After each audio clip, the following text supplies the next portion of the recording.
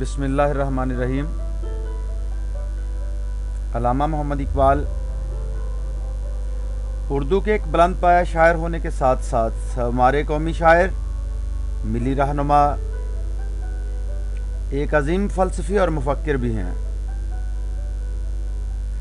غزل گوئی کو آپ نے روایتی ڈگر سے ہٹا کر نئی راہ پر گامزن کیا اور نئے امکانات روشن کیے۔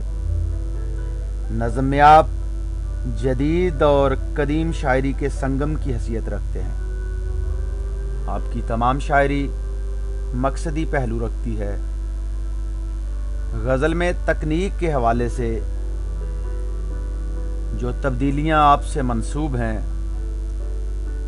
ان کے علاوہ فکری سطح پر آپ نے غزل کو ایسا رنگ و آہنگ دیا جس پر بعد کے شعراء نے چل کر نام پیدا کیا۔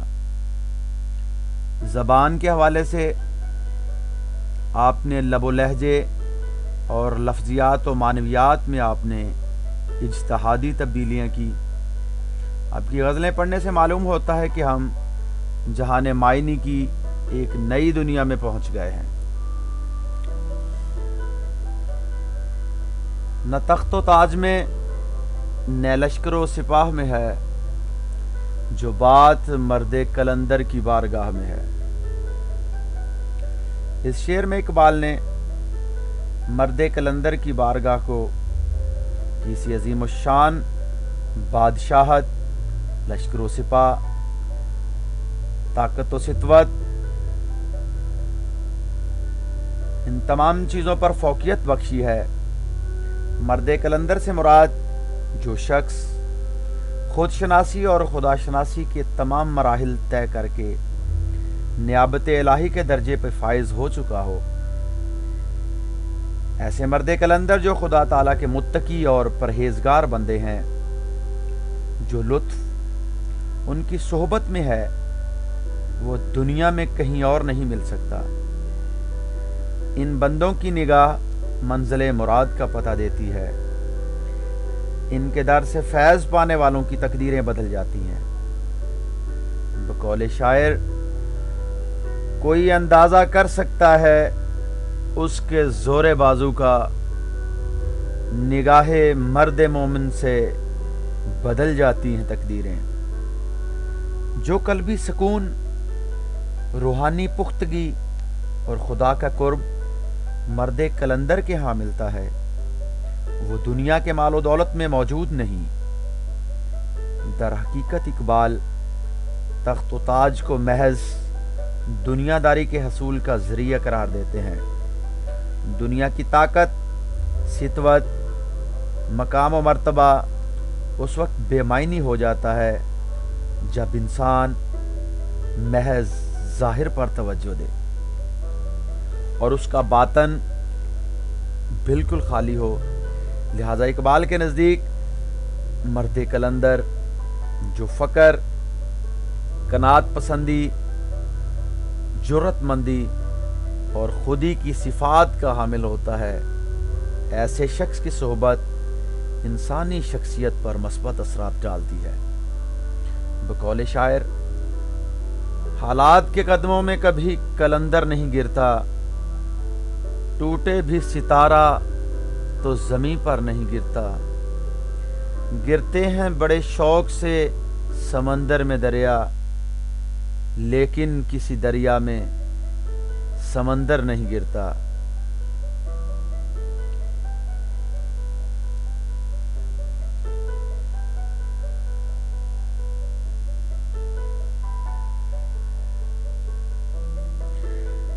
صنم کدا ہے جہاں اور مرد حق ہے خلیل، یہ نکتہ وہ ہے کہ پوشیدہ لا الہ میں ہے۔ اس شعر میں اقبال فرماتے ہیں، موجودہ دور بت پرستی کا دور ہے اور ہر کوئی بت پرستی میں مبتلا ہے۔ لوگوں نے طرح طرح کے بت بنا لیے ہیں، جن میں دولت، طاقت، اقتدار، شہرت، بناوٹ اور نمائش کے بت شامل ہیں۔ ظاہری طور پر تو مسلمان توحید پرستی کا قائل ہے، مگر باطنی طور پر بت پرستی کا شکار ہے۔ اقبال کہتے ہیں کہ موجودہ دور کے ان بتوں کو توڑنا لازم ہے۔ ایسے مقصد کے حصول کے لیے حضرت ابراہیم علیہ السلام جیسے حق پرست کی ضرورت ہے۔ خلیل کا لفظ بطور تلمیح استعمال کیا گیا ہے، جس کے ذریعے مسلمانوں کو ان کا حقیقی مقصد یاد دلانے کی کوشش کی ہے، تاکہ راہ حق پر چلتے ہوئے باطل کا خاتمہ کیا جا سکے۔ بقول شاعر، یہ دور اپنے ابراہیم کی تلاش میں ہے، صنم کدا ہے جہاں لا الہ الا اللہ۔ لا الہ کہنے سے تمام باطل قوتیں بے معنی ہو جاتی ہیں، لہذا موجودہ دور کا انسان خواہشات کا غلام بن چکا ہے۔ اس نے خدا کو چھوڑ کر حکومت، اقتدار، دولت اور طاقت کی پرستش شروع کر دی ہے، جو کہ مسلمان کے ایمان کی کمزوری کی علامت ہے۔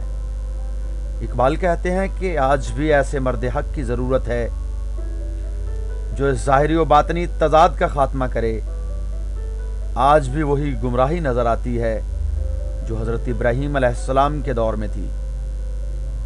پانی پانی کر گئی مجھ کو کلندر کی یہ بات، تو جھکا جب غیر کے آگے نہ تن تیرا نہ من۔ یہ نکتہ، یہ راز، یہ بھید صرف وہی جان سکتا ہے جو سچے دل سے کلمہ طیبہ پر ایمان لاتا ہے۔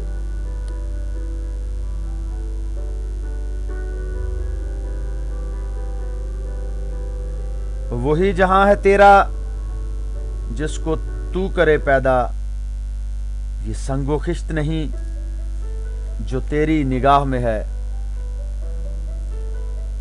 اقبال موجودہ شعر میں مسلمانوں کو خودداری، عزت نفس اور عمل کی تلقین کرتے ہوئے کہتے ہیں کہ جو دنیا تیری نگاہوں کے سامنے ہے یہ تیری نہیں، تیری اصل دنیا وہ ہے جو تیری محنت، عمل اور جد و جہد سے حاصل ہو۔ کچھ چیزیں انسان کو وراثت میں ملتی ہیں، اگرچہ یہ مال و دولت، جائیداد، مکان وغیرہ تیرا وراثتی حصہ ہیں، مگر یہ تیری محنت کا حاصل نہیں ہے۔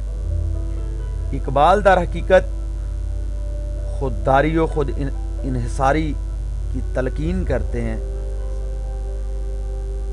کہ تمہارا جہان وہی ہے جو تم خود تلاش کرتی، جس کے لیے کسی کے سامنے ہاتھ نہیں پھیلاتے، دوسروں سے مدد نہیں طلب کرتے۔ بقول شاعر، ہر ایک مقام سے آگے ہے مقام تیرا، حیات ذوق سفر کے سوا اور کچھ نہیں۔ جو علوم و فنون وراثت میں ملے ہیں ان کو آگے بڑھانا ہے۔ اقبال مسلمانوں کو خود اپنے زور بازو پر انحصار کی تلقین کرتے ہیں کہ جو کچھ تم کو وراثت میں ملا وہ تمہارا نہیں، بلکہ اس کی حفاظت اور اس میں مزید بہتری لانا، محنت و جد و جہد سے اس میں اضافہ کرنا اور اسے آئندہ نسلوں تک منتقل کرنا، یہ تمہارا فرض ہے۔ لہذا دوسروں کی کمائی ہوئی دولت پر عیش کرنا مسلمانوں کا شیوا نہیں ہے۔ اصل دولت وہ ہے جو محنت سے کمائی جائے۔ بقول شاعر، ستاروں سے آگے جہاں اور بھی ہیں، ابھی عشق کے امتحان اور بھی ہیں۔ ماہ و ستارہ سے آگے مقام ہے جس کا، وہ مشت خاک ابھی آوارگان راہ میں ہے۔ اقبال مسلمان کو دنیا میں اس کے صحیح مقام و مرتبے سے آگاہ کرتے ہیں کہ مسلمان کی منزل مقصود تو چاند تاروں سے بھی بلند تر ہے، لیکن وہ ابھی تک راستوں میں بھٹک رہا ہے۔ اس کی وجہ یہ ہے کہ مسلمان نے اپنی نظر زندگی کے بلند مقاصد سے ہٹا لی ہے۔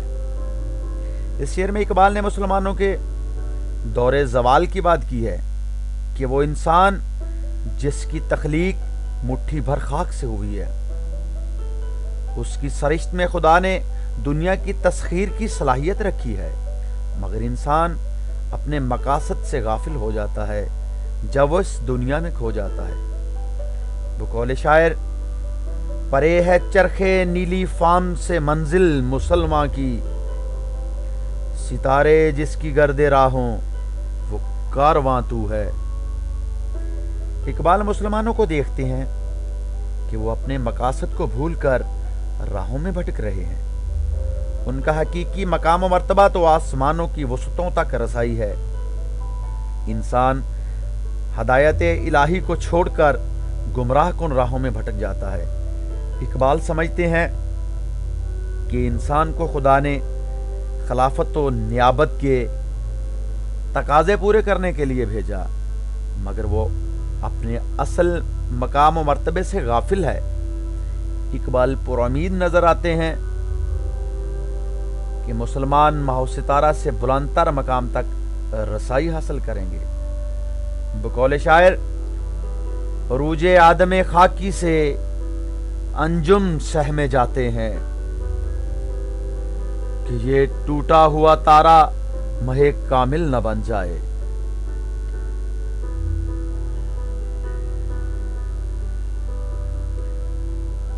خبر ملی ہے خدایا نے بحر و بر سے مجھے، فرنگ رہ گزر سیل بے پناہ میں ہے۔ اس شعر میں مغربی تہذیب کی طرف اشارہ کیا گیا ہے۔ اقبال نے مشرقی و مغربی علوم و فنون اور تہذیب کا گہرا مطالعہ کیا اور اس نتیجے پر پہنچے کہ اصل حقائق کیا ہیں۔ اقبال فرماتے ہیں کہ مجھے وہ خدا جو سمندر و خشکی کی ہر چیز پر قادر ہے، اس نے یہ فہم و فراست عطا کی کہ مغربی تہذیب جلد وسیع و عریض سیلاب کی نظر ہو جائے گی اور ایسے طوفان کی زد میں آ جائے گی جس سے بچاؤ کا امکان نہیں رہے گا، کیونکہ مغربی تہذیب کی بنیادیں کھوکھلی ہیں، یہ مذہب اور اخلاقی اقدار سے بیگانہ ہے، اس لیے جلد اپنا وجود گنوا دے گی۔ بقول شاعر، تمہاری تہذیب اپنے خنجر سے آپ ہی خودکشی کرے گی، جو شاخ نازک پہ آشیانہ بنے گا ناپائیدار ہوگا۔ اقبال 1905 سے 1908 تک یورپ رہے۔ یہ شعر ان کے قیام یورپ کے زمانے کا ہے۔ کہتے ہیں کہ مجھے نظر آ رہا ہے کہ فرنگ ایک بہت بڑے سیلاب کی زد میں آنے والا ہے۔ اگرچہ آج کے عہد میں مغرب کی ظاہری چمک دمک برقرار ہے، لیکن کمزور قوموں پر ظلم و ستم، بے انصافی، دولت کی ہوس، مادہ پرستی کی وجہ سے اس کا زوال لازمی ہے۔ استعماریت اور اشتراکیت جیسے نظاموں نے انسانیت کو ناقابل تلافی نقصان پہنچایا ہے۔ یہی وجہ ہے کہ اس کی بنیادیں کھوکھلی ہو چکی ہیں۔ بقول شاعر، بیکاریو اوریانیو میخاریو افلاس، بیکاریو اوریانیو میخاریو افلاس، کیا کم ہے فرنگی مدنیت کی فتوحات۔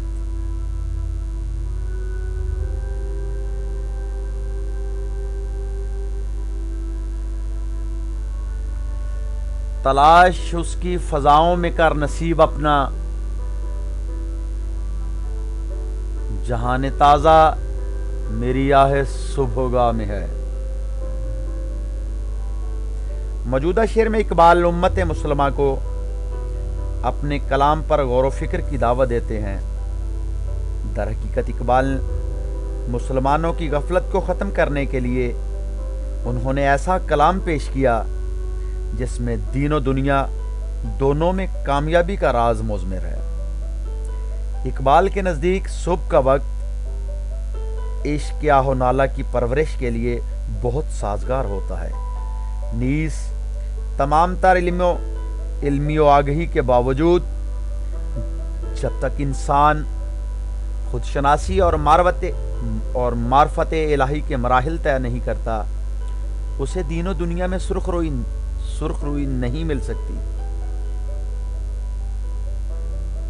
اقبال نے اپنے کلام کے ذریعے مسلمانوں کو نیا لاہ عمل اور نصب العین عطا کیا۔ اس لیے مسلمانوں کو کہتے ہیں کہ اگر تم اپنی تقدیر بدلنا چاہتے ہو اور اپنا نصیب بلند تر کرنا چاہتے ہو تو میرے کلام پر غور کرو۔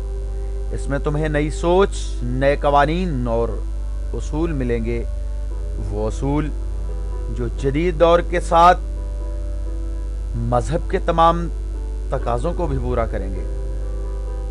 بقول شاعر، میں شاخ طاق ہوں، میری غزل ہے میرا ثمر، میرے ثمر سے میں لالائے فام پیدا کر۔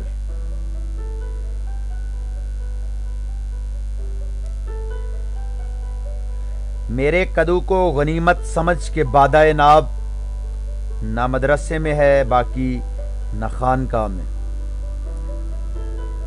اس شعر میں اقبال نے اصطلاحی مفاہیم میں اپنے مقصد کو بیان کیا ہے۔ یہ شعر اس دور کی ترجمانی کرتا ہے جب بر صغیر میں دو طرح کا نظام تعلیم تھا، ایک جدید جس میں صرف انگریزی طرز تعلیم تھا، دوسری طرف دینی تعلیم کے مدارس جن میں صرف قدیم طرز تعلیم تھی۔ اقبال تعلیم و تربیت کے ان دونوں نظاموں سے مطمئن نہیں تھے۔ حقیقت میں جدید تعلیم میں جو اصول متعارف کرائے گئے اس میں مذہب اسلام سے دوری کے نظریات بھی موجود تھے۔ قدامت پسند مسلمان ایسی تعلیم کے حصول کی ممانعت جو جدت پر مبنی تھی وہ اس سے منع کرتے تھے۔ اقبال نے ایسا کلام لکھا جس میں دین و دنیا دونوں کے تصورات موجود تھے۔ اقبال اس بات کے قائل تھے کہ مسلمان جدید تعلیم ضرور حاصل کریں لیکن مذہب کی حدود کے اندر رہ کر۔ اقبال نے زندگی کے بارے میں صحیح اور متوازن نقطہ نظر پیش کیا۔ مسلمان اس عہد میں انتشار کا شکار تھے۔ اقبال نے اپنے نظریہ شاعری میں خالص تصورات پیش کیے۔ بقول شاعر، اٹھا میں مدرسہ و خانقاہ سے نامناک، نہ زندگی نہ محبت نہ معرفت نہ نگاہ۔ اقبال مدارس جدید تعلیم دونوں مراکز سے مایوس نظر آتے تھے، لہذا اقبال نے اپنے کلام میں مسلمانوں کو دین و دنیا دونوں کو ساتھ لے کر چلنے کی تلقین کی ہے۔ بقول شاعر، دیار عشق میں اپنا مقام پیدا کر، نیا زمانہ نئے صبح و شام پیدا کر۔